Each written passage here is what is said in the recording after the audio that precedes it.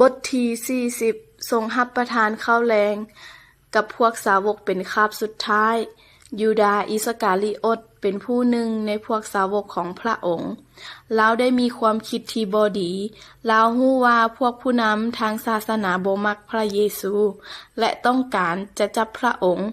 ในเวลานี้ยูดาห์อยากได้เงินหลายกว่าสิ่งอื่นใดลาวจึงไปบอกพวกผู้นำทางศาสนาว่าถ้าทานอยากจับพระเยซูเฮาฮู้ว่าพระองค์อยู่ไสเพียงแต่พวกทานจ่ายเงิน30เหรียญให้แก่เฮาเท่านั้นพวกเขาจึงจ่ายเงินแก่ยูดาห์จำนวน30เหรียญคืนหนึ่งในขณะที่พระเยซูและสาวกของพระองค์กำลังกินข้าวแลงร่วมกันอยู่พระองค์ทรงกล่าวว่ามีคนหนึ่งในพวกเจ้าได้วางแผนบ่ดีแก่เฮาโยฮันจึงทูลพระองค์ว่าพระอาจารย์เอ๋ยผู้นั้นแม่นไผพระองค์ทรงตอบลาวว่าคือคนที่เฮาจะเอาข้าวจีให้แล้วพระองค์ทรงยืนข้าวจีให้ยูดาห์และทรงกล่าวแก่ลาวว่า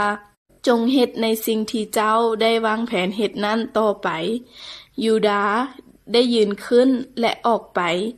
มีเพียงแต่พระองค์และยูดาห์เท่านั้นที่รู้เรื่องที่ยูดาห์มีความคิดที่บ่ดีพระเยซูทรงขอบพระคุณพระเจ้าแล้วหักข้าวจีและทรงยืนให้แก่ทุกคนต่อมาพระองค์ก็จับเอาจอกเหล้าองุ่นมาขอบพระคุณพระเจ้า